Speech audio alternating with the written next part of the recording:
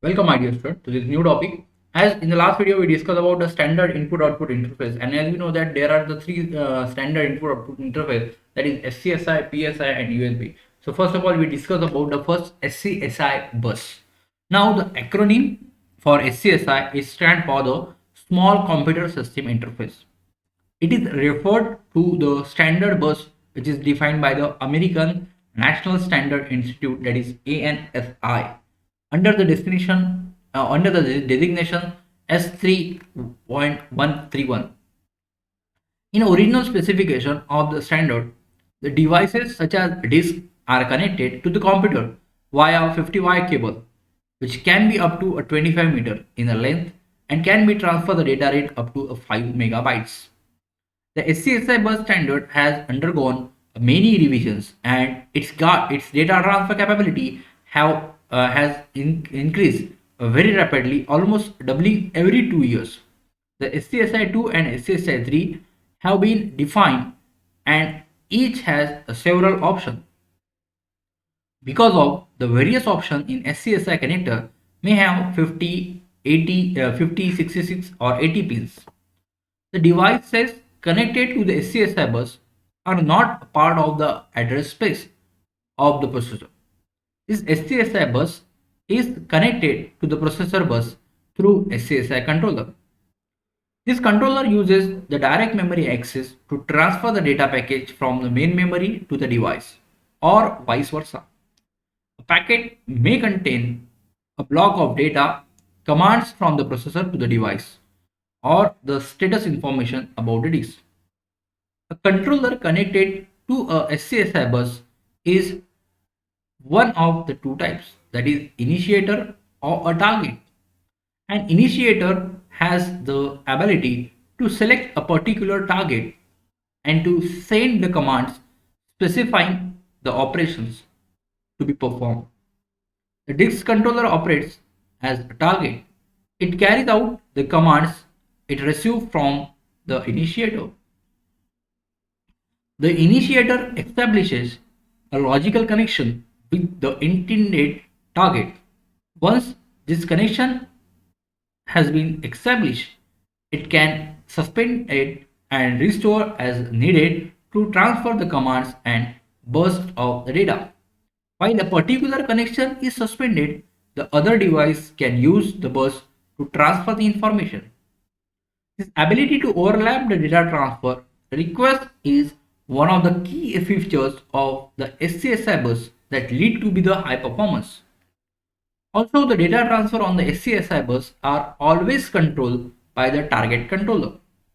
To send a command to a target, an initiator requests control of the bus, and after winning the arbitration, select the controller it wants to communicate with and hands control of the bus over it.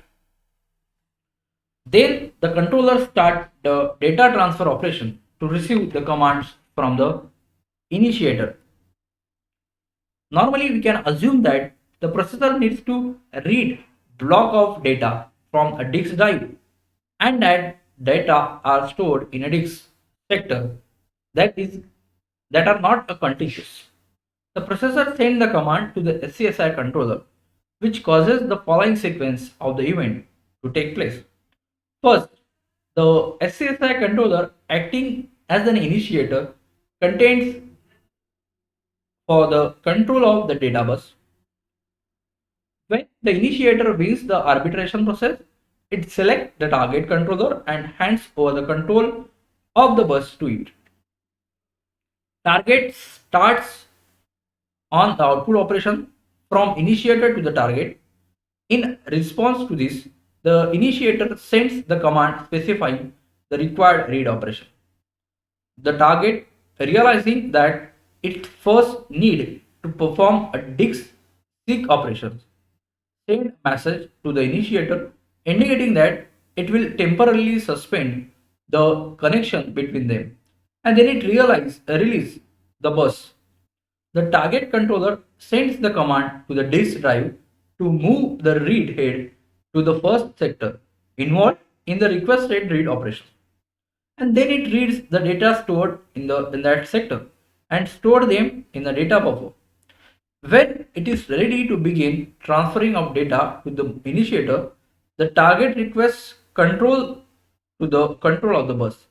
After it wins arbitration, it reselects the initiator controller and does restoring the suspended connections. After that, the target transfers the contents of the data buffer to the initiator and then suspend the connections again. The target controller sends the command to the disk drive to perform the another seek operation.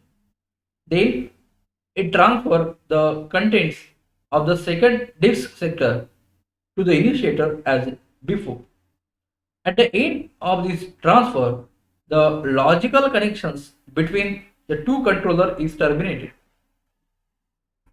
As the initiator control receives the data, it stores them into the main memory by using the direct memory address approach. The SCSI controller sends an interrupt to the processor to inform it that the requested operation has been complete. This is the overall operations of the SCSI bus from hardware point of view by data, by phrase and by information type. This is for the handshake, for the direction of transfer and for the other different parts. So this is all about the SCSI bus. Thank you.